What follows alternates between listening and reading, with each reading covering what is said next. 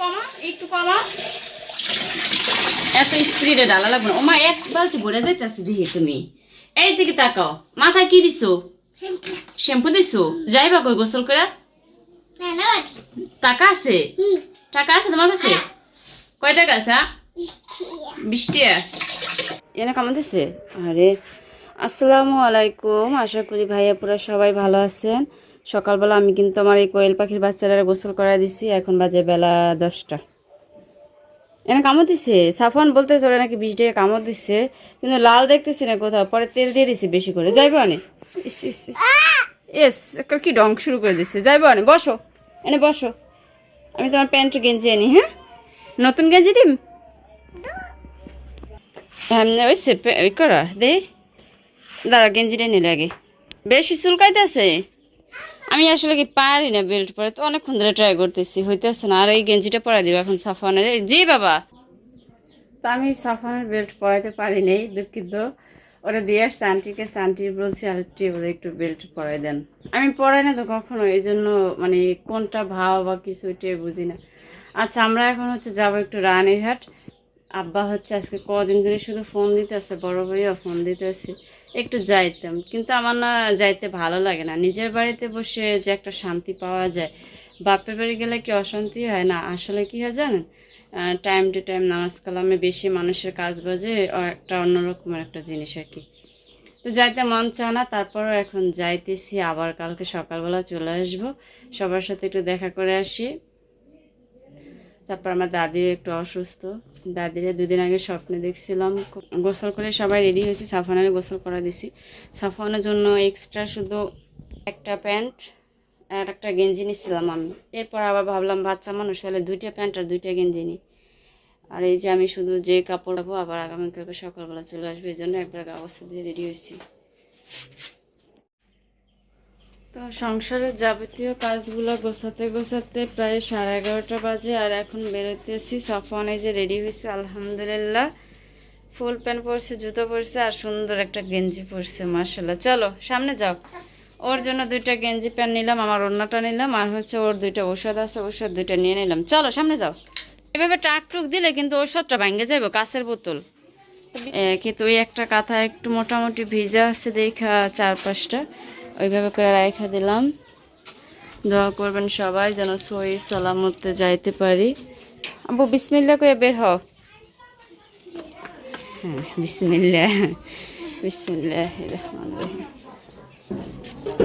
চুলোটা ঢাইকা রাখা দিছি হ্যাঁ বাবা এটা আমি লমো দাও তো আমি যখন বাসা থেকে বেরোইছি সাফওয়ানের নিয়ে তখন একদম 10:30 পৌনে 11টার মতো বাজে তারপর আসতে আসতে প্রায় 1 ঘন্টা লাগছে কারণ আজকে একদম ভাঙ্গে ভাঙ্গে আসতে হয়েছে ডাইরেক্ট গাড়ি পাই নাই তো এই জন্য একটু লেট হয়ে গেছে তো তারপরেও যাই হোক আজানের আগেই চলে আসছিলাম আসার পরে কিছুক্ষণ পরে সবার সাথে দেখা করলাম কথা বলার পরে দেখে আজান দিয়ে দিচ্ছে তো ভাবলাম একটু আগে নামাজ পড়ে নিই এরপরে নামাজ পড়লাম মা কাজবাজ করতেছিল মার সাথে একটু বসে গল্প করতে করতে দেখি 2টার বেশি বাজে তো মারে বললাম মা যা রান্না করবা তা আমার কাছে দাও আমি কুইটা কেটে নেই মা আবার ধান সিদ্ধ করবে এই জন্য সব কিছু গোছাইতে আছে ধান পানিতে ভিজানো ছিল ওগুলো কড়াইতে দিয়ে সব কিছু গুছাই উঠানো নিতেছে তো আমার আসার আগে আব্বা নাকি মুরগি পাঠায় দিচ্ছে তো আমি তো আসার কথা ছিল যেমন আব্বা শুধু বারবার ফোন দিত একটু সাফওয়ানের এনে একটু আবার সকালবেলা যাবে এনে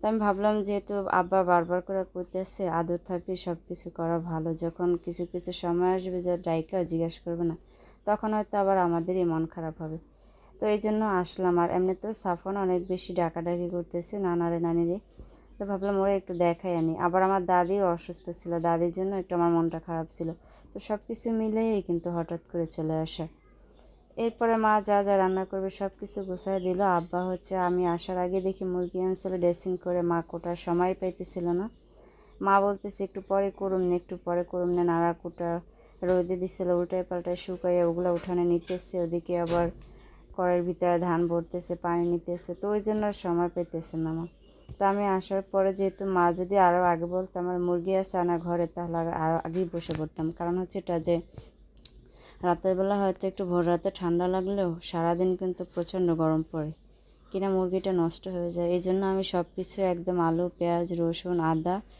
তারপরে লাউ সব কিছু গুছিয়ে নিয়ে একসাথে বসছি। তো আজকে আমরা মুরগিটা ভুনা করব আলু দিয়ে, বুট সিদ্ধ করব, আলু কাইটে রাখছি। ওদিকে আবার লাউ রান্না করব দেখে চিংড়ি মাছ দিয়ে লাউ কাইটে রাখছি।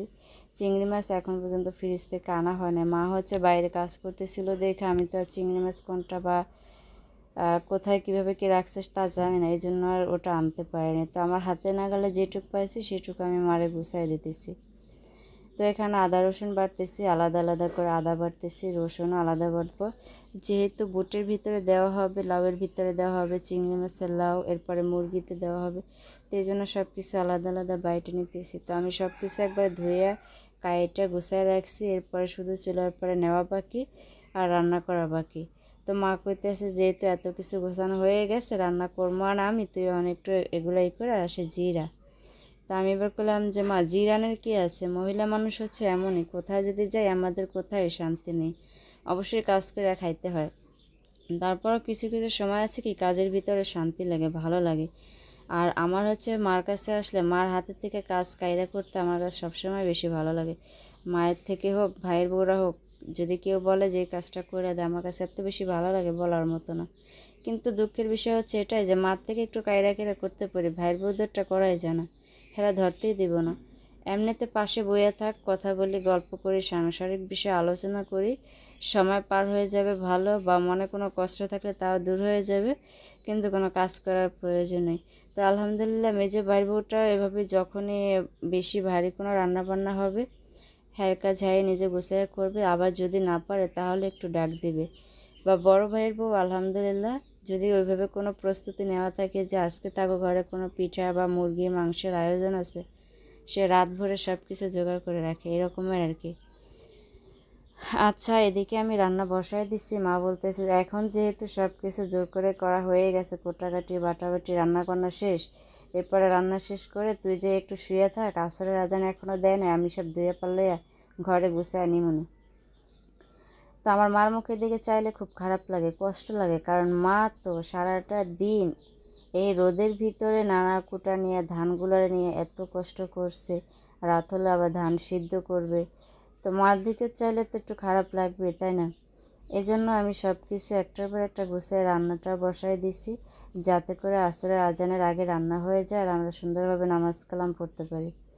মা হচ্ছে অনেক দিন ধরে মা বলতেছে যে এই টাইমে রান্না তো ভালো কথা, এই টাইমে আমি কোটাকাটা করতে বসতে পারি না, প্রতিদিন এই সমস্ত কাজগুলো গুছিয়ে গেছে আসরের আজান দেয়, নামাজ পড়ে তারপরে রান্না বসাই। এরপরে মাগরিবের আজানের টাইমে খুব একটা তাড়াহুড়ো লেগে যায়, মাঝখান দিয়ে ইফতারি করে নামাজ কালাম পড়ি। এরপরে আবার রাত বসে এই সমস্ত জিনিস ঝাড়ু দেওয়া, পানি আনা, থালাবাটি ধোয়া, এই সমস্ত জিনিসগুলো রাত ভরে করতে হয়। এগুলো করতে করতে আবার তারাবির নামাজের টাইম হয়ে যায়। তো আজকে তুই আসছে একটু শান্তি পেয়েছি। তো মার কথাটা শুনে অনেক বেশি ভালো লাগছে, ভালো লাগলে কিছু করার নাই, কারণ আমাদের তো আর সম্ভব না যে সবসময় মার কাছে থাকবো। তারপরে যাই হোক, আপনাদের ভাইয়া আমাদের বাড়িতে থাকে না, মানে বরিশালে থাকে না, বা আমাদের বাড়িতে এসে থাকতেছে না, সালমান নাই, আমি একা মানুষ রান্না করে খাই। এই জন্য দেখা যায় কি দিন শেষে মার কাছে আসলে একটু ভালো লাগে, বা হয় কি মারও একটু ভালো লাগে। আমার সাংসারিক বিষয়ে হয়তো ওইভাবে কোনো ঝামেলা নাই দেখে আমি বারবার আসতে পারি, না হলে আমার বড় বোন তো 6 মাসেও একবার আসতে পারে না। যাই হোক, জি বাবা, কি হয়েছে, বাজাবাজি হয়েছে আবার?